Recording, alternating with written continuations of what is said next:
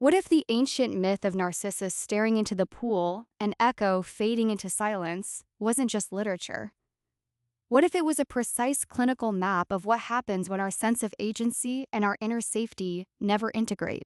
Today, we're exploring a groundbreaking psychological framework by Daniel Anthony Weymouth that turns this myth into measurable psychology. It starts with a map of the self. Imagine a matrix with two axes. The vertical axis represents safety and security. The horizontal axis represents agency and confidence.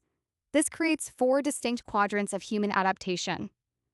In the top right, we have the medallion: high security, high agency. This is the secure, autonomous, resilient individual, the fully integrated self. Top left is the protected dependent: high security, but low agency. Safe, but lacking autonomy.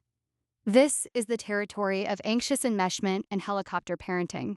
Bottom right, the isolated independent: low security, high agency. This person appears confident but is brittle, avoidant and pseudo-agentic with no safe haven underneath. And finally, bottom left, the vulnerable-dysregulated: low security, low agency, disorganized, chaotic, and trapped in learned helplessness. To measure where we fall on this map, Weymouth developed the Sovereignty Index, a 50-item diagnostic tool tracking four dimensions. First, agency, the raw no, your capacity to initiate, decide, and shape your world. Second, inner safety, the unshakable physiological sense that I am okay inside my own skin. Third, compensatory control. This is your armor, defensive, over-functioning that looks like strength.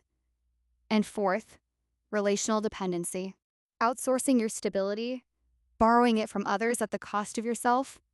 The formula is simple but profound: agency plus inner safety minus compensatory control and relational dependency equals your sovereignty score.